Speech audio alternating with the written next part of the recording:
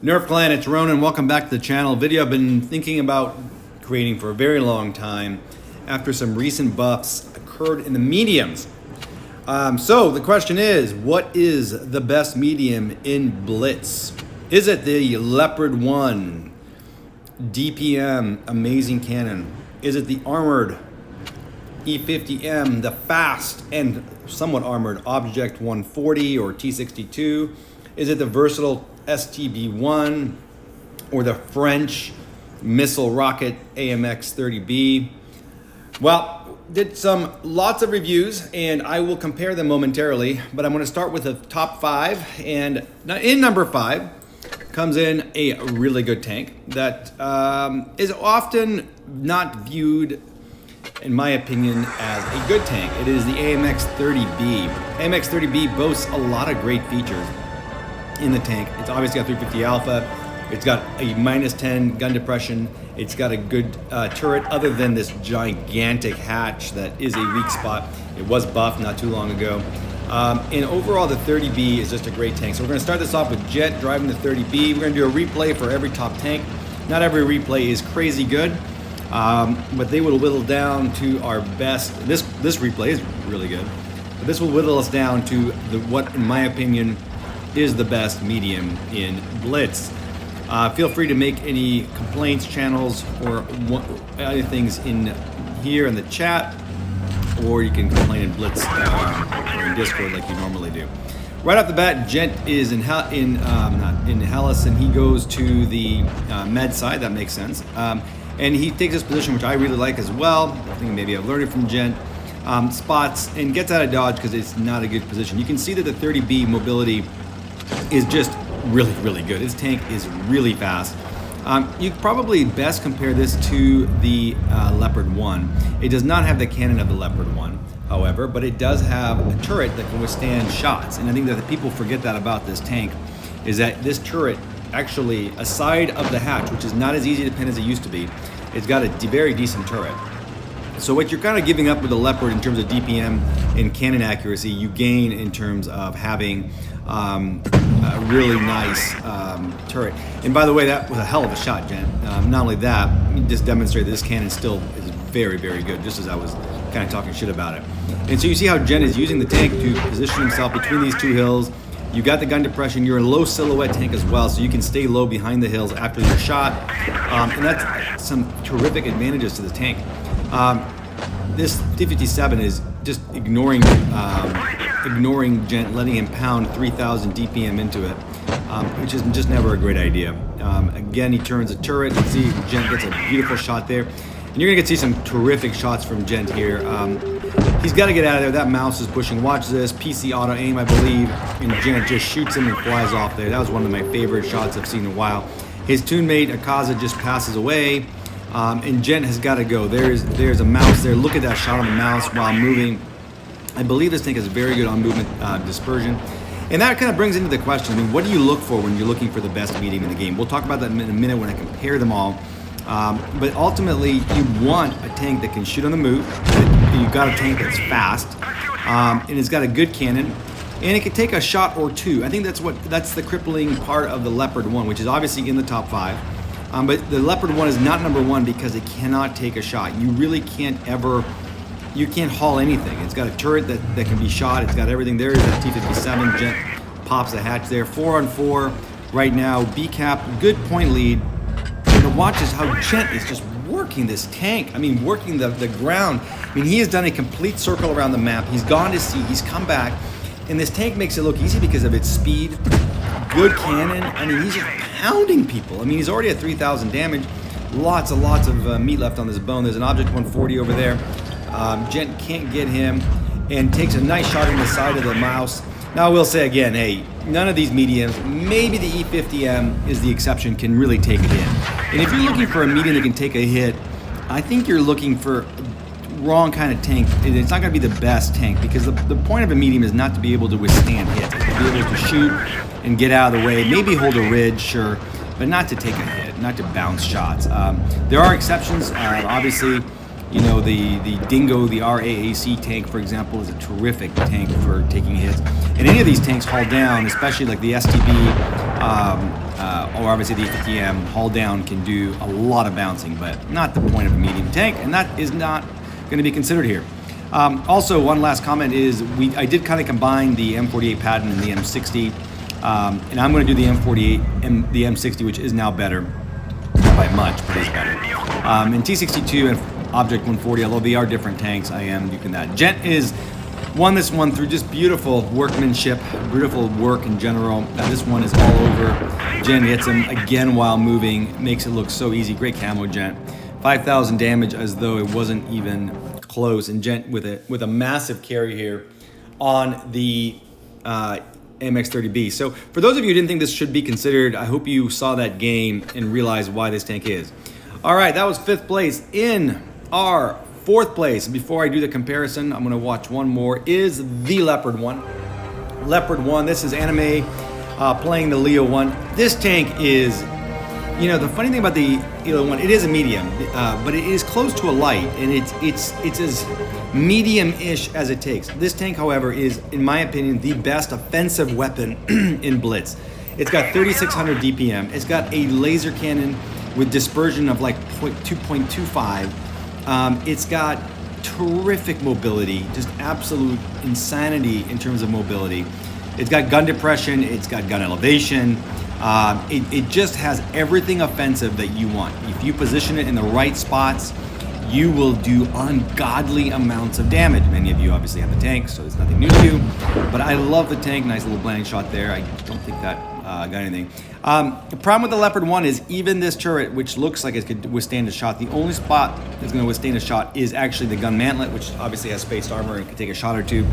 Other than that, this tank is just going to get destroyed. So unfortunately, I believe it was my first tier 10, and I paid the price for that. It's not a tank you want to learn how to play with. Anime, I don't know what you're doing there, maybe typing. So Anime is playing fairly passive here. Now here's the thing with the Leopard 1, you cannot play this thing like you do other mediums even, and certainly not heavies. It will get roasted. If you want to put this tank into use, you've got to move it, you've got to put it into position to do damage, but you cannot be tunneled or exposed because it'll get torn. Now, it can brawl. You can do a one-on-one because of the DPM. So if you have a DPM, if you have like a one-on-one left or something like that, and you want to take somebody out, nobody's going to out DPM you pretty much, and you can outmaneuver them. So it can do that. The problem is you're going to bleed heavily in the process, and exactly like in this situation that Anime moves away from, if it's a 2-on-1, you're not going to bounce any shots, so they're just going to tear you apart. There's a T-22. I did not include the T-22 because I frankly don't think it deserves to be involved. It's not that good of a tank. It's an armored, weirdly armored, troll armored tank. I don't think it's very good. I have it. It is a good medium, don't get me wrong. It's a good medium when you need to bounce some awkward shots, but other than that, it's pretty much worse than the 140 in most ways. So it just doesn't make sense to me to be included. Speaking of great things, that high explosive pen and damage of the Leopard 1. And this is, watch Anime just tear this Super Conqueror apart. He sits here, he's protected, he's using the hill like he does, get lucky there to miss that shot. And he is just tearing this guy apart from 200 meters, making those shots look easy, simple, and beautiful. Takes another shot there, oh, beautiful shot. And he's just tearing him apart. He's at 3,300 damage, ladies. He's already done that and it's made it look easy. Anime is now going to go get out this Super Conk who's kind of looking at him, and that's the only thing I was worried about. There's a T-20, that T-22 ran away to help the heavies push. Anime is going to dispatch him, and just like that, it went from a 4-on-5 to a 4-on-3. That's what the Leopard is for. Now, Anime, again, the obvious thing would be, hey, let's rush this IS-7. No, you do not do that in this tank.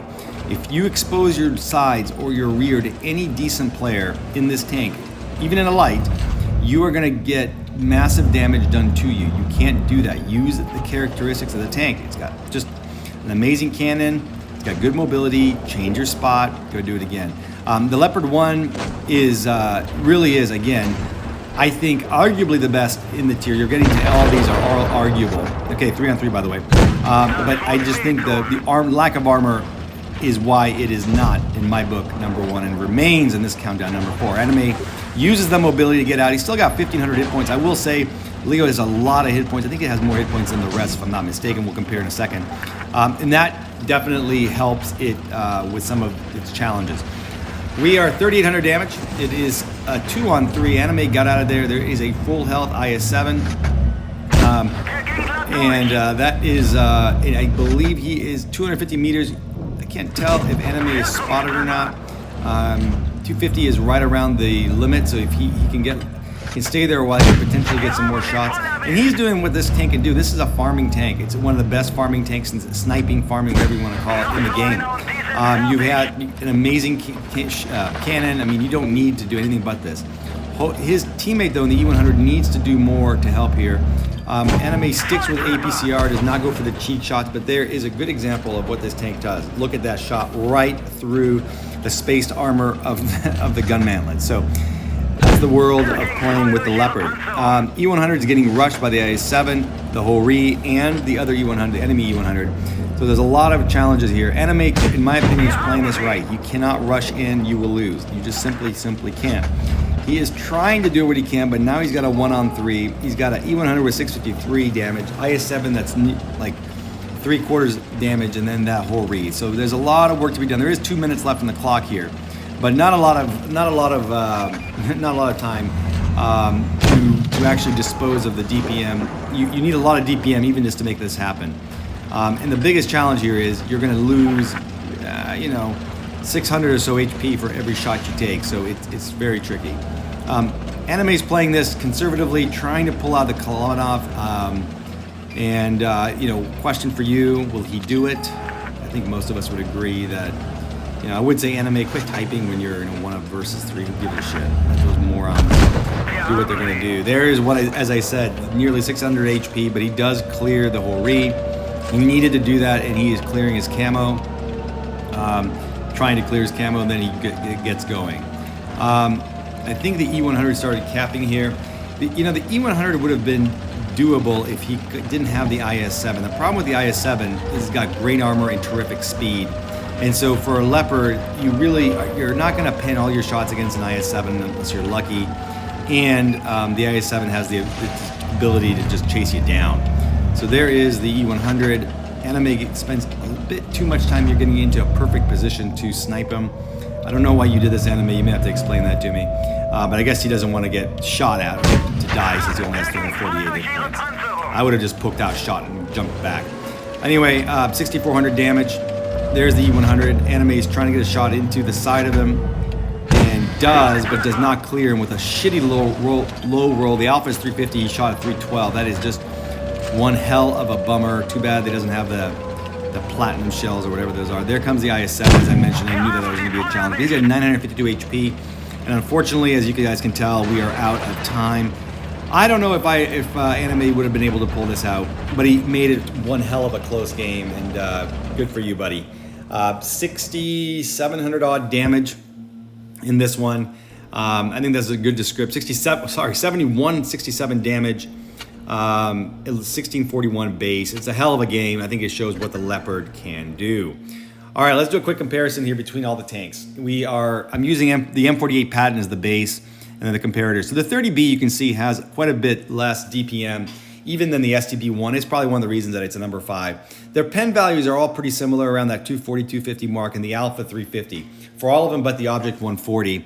And then the calibers are all 105 again except the 140, which is 100. You can see the shell velocity for all these tanks is just superb, which is something that I love. That really does help matters. In terms of the heat, it is very, very similar between all the tanks. Again, the 140 has just slightly lower pen, and then the high explosive is also very similar, so not anything crucially different there.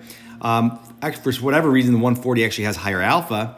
It has 420 alpha with the lower caliber cannon, which makes no sense whatsoever. The E50 you do see has 450 alpha on that, which is a hell of an advantage. It's also got 60 pen, so the E50, the high explosive, is an advantage there for that tank. Looking at the just cannons, great cannons all around, except for the 30B. The 30Bs is just not perfect. If you look at the cannons for the rest of them, they're just dreams come true. I mean, look at the Leo 1.272. That's without touching it. Also, the E50M now has the best combination of aim time and dispersion thanks to its buff. Gun depression, the E50M only has -8, and then the 140 has -6, which is a big disadvantage for it. Speed-wise, you can see that they're very similar, but all fast as fuck. Power to weight's all in above 20, except for the 140, but that's somewhat misleading because the 140 is actually very, very fast. The effective HP, the effective is very, very good, and it's very similar to the others. And then in terms of everything else, I'm not going to do a HP comparison in terms of their armor, because we'll talk about that during the games. But I will say that the HP, the Leopard 1 does have the 1850. Actually, it's the same as the rest. E50M does have 50 more HP. You can see the E50M is also the most armored. All right, with that, we are going to go back to the replays to number 3, and I think the rest of these are my replays. Apologies for that. So the 140, I put it as number 3 because it is. In the T62, what they have that the Leopard did not have is the turret. This turret is just obscene, and it is fantastic. And if you can get this tank behind a hill, that turret will bounce shots like nobody's business. It has the DPM, as we showed. It has the mobility. It has everything you need. It is probably, when you think of a medium tank, I think of the T54. And you know, this 140 is basically just a better T54. It's got a great cannon. And again, there's a perfect example of it bouncing a shot from that T92. I mean, it's probably the most basically, obvious medium in the game. And I will tell you, these tanks are just so much fun to brawl with. These are true brawlers. You can get them, side hug heavies. That turret will just bounce shit that it shouldn't all the time. And the mobility and its slow profile just makes it an incredible fun tank to play.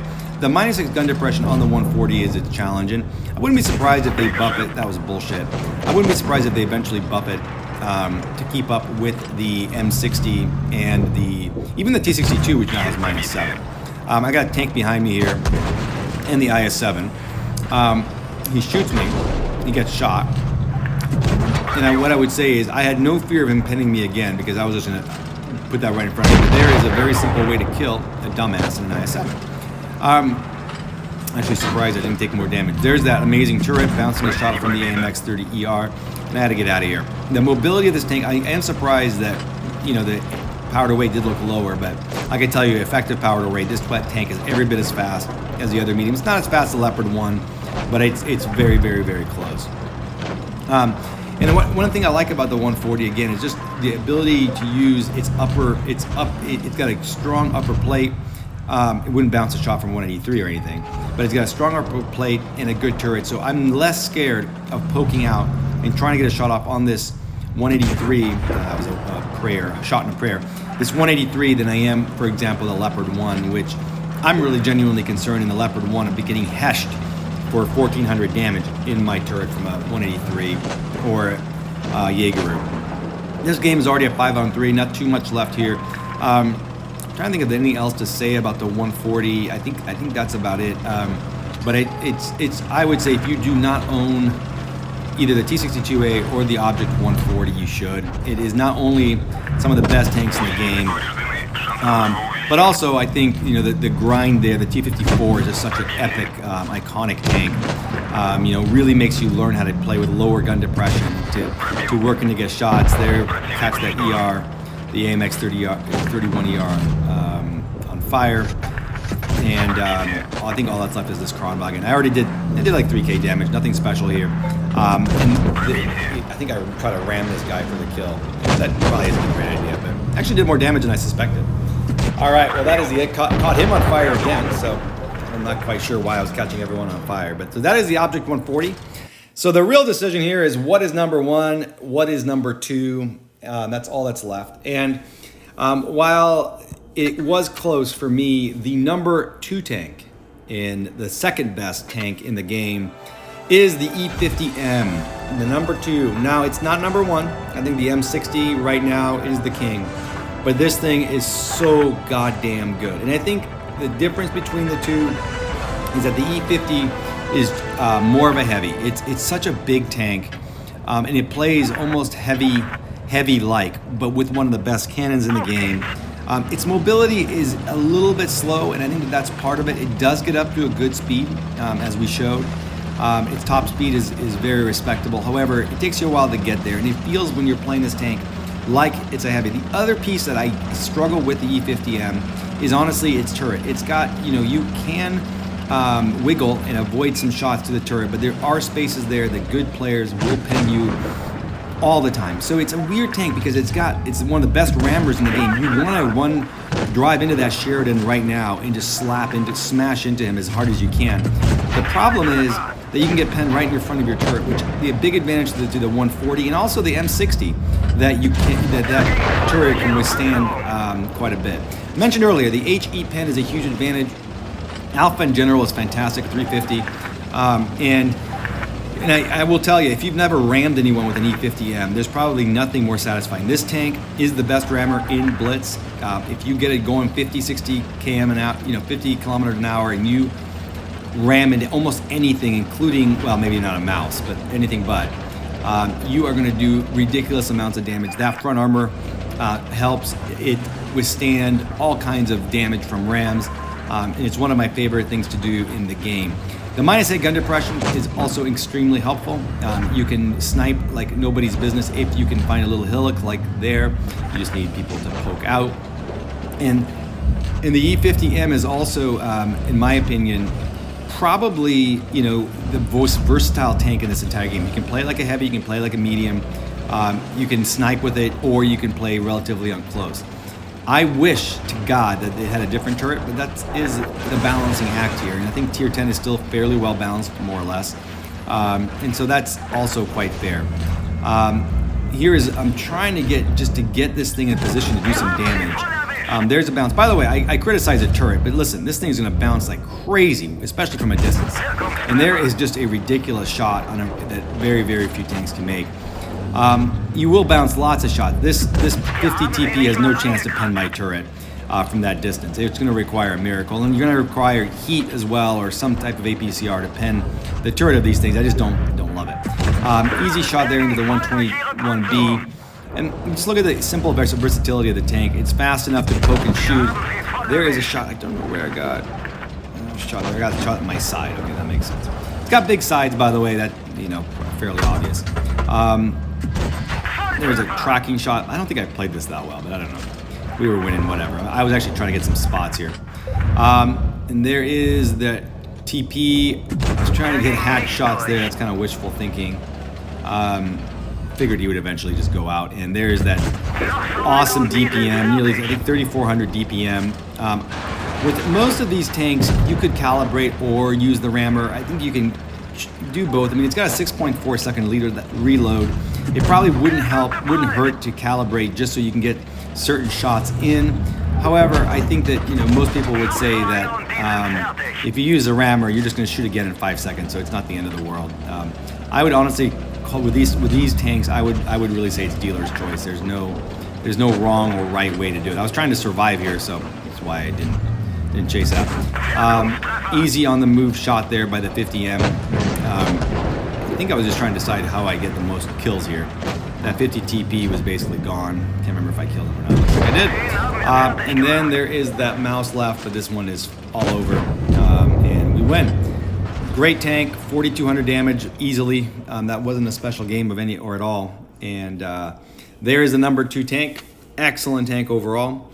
And finally, what has become my favorite tank in the game, and I think the best medium in the game, is the M60. Now this tank was not always great. It suffered from a lot of armor issues. And one thing you notice about it right up, it is a tall tank. I don't know if I can compare it. You can sort of see it versus a Leopard, which is not a small tank either. It's got huge sides, and you can get shot in those sides a lot. But what happened with the recent buff is they buffed the front plate and the upper plate and lower plate. It's always had a good, strong turret. It does have little cheeks on the turret that you can get penned on, but not easily, I would say. It has got a dream cannon with great velocity, a good turret, and -10 gun depression that is just insane. And I think because of that, it is just how, you know, an amazing tank to play, and one that is equally fantastic in trying to get some plays and shots in. And also, you know, the mobility of it's just well-rounded. I mean, you got armor, you got DPM, terrific cannon, absolute dream cannon. You have full -10 gun depression. The M49 patent is not. That was a stupid shot. The M48 patent is not. It has -9, which just pisses me off. And it's got all these things that just make it all around, I think, perfect. It is just that good, you know. And by the way, that light up front also helps you bounce shots. And a lot of people shoot at that light. You're never going to pin that. It's spaced armor. It's not even a hit. It's actually, I'm not even sure it's a hitbox. Notice the pen there. Very easy to heat the cheeks of that E100. And you can see how I'm working this ridge. And that's where I like to put this tank, on a ridge, you know, poking shots, getting shots, that whole thing. I was really, you know, you can still notice how hard it is to get a Kronwagen on the hill, by the way. I could easily pen the cheeks of the E100, but I can't do much to that Kronwagen in that position. Other than that, and I will tell you, it takes a tight cannon to be able to land a shot into the hatch of the Kron. At this point on this match, you know, it's 5-on-5. I realize that not just kind of sitting here on this hill is not doing it for me. My team's bleeding. It's time to use the mobility. And the E100 seemed to be fairly alone over there. So again, that's why I look for it in a medium. And in the mediums, I think that the advantage of, and what you look for is the mobility. You're not just in a haul down heavy or something. E100 gets cleared, and we are rounding the corner there. There's a standard B that was hiding in spawn, deserves to be flogged publicly for that. I would say that this is not a brawler of a tank. It can ram, it can brawl, but not like your 140 or anything. But there I am bouncing almost 800 damage. I don't even know how. Probably through the turret. One of them was a shot at the Kronwagen, who is now getting flailed by the 60 TP. He misses his shot, and I'm trying to get his track shot there, and I do. And there's a, you know, this standard. I mean, this is where the gun depression is beautiful. I mean, look at that. I mean, just so easy, quite frankly. So best tank in the I would say best medium in the game. Also easily the coolest looking medium in the game. Now, I forgot a tank. Well, why isn't it in the top, do you say? Well, it's the STB-1. The STB-1, I don't have it in the top 5. And the reason I don't have the STB-1 in the top 5 is fairly simple. It's an amazing tank. It is easily as good. And it's just because it is, to me, basically right there with the M60, except that it just has lower DPM. It's got nearly equally a good of a cannon. No, didn't do much there. It's got good mobility. It's an all-around excellent tank as well. I would actually, if I wanted to include it, I would include it right there with in the top 3 as well. It's a fantastic tank. I just think that compared to the STB-1, and the reason I stopped playing it is you now have the M60, which has better armor, equally good turret, and better DPM, and I think even a better cannon, so maybe slightly. So anyway, STB-1 deserves a mention as well. Also, the 131 is a great tank. There's a lot of great tanks in the tier. It's tier 10, it's what you expect. But ultimately, the one, the only, the best in my book is the M60. Now, finally, many of you are saying to yourself, hey, Ronan, you picked a gold tank I don't have. Hey, listen, Christmas is coming up. This tank will be for sale. It normally is. Buy it. I got it in one of those boxes during the Christmas event. I strongly encourage you to buy it. It's a beautiful tank, a real tank as well. It was an American tank after World War II.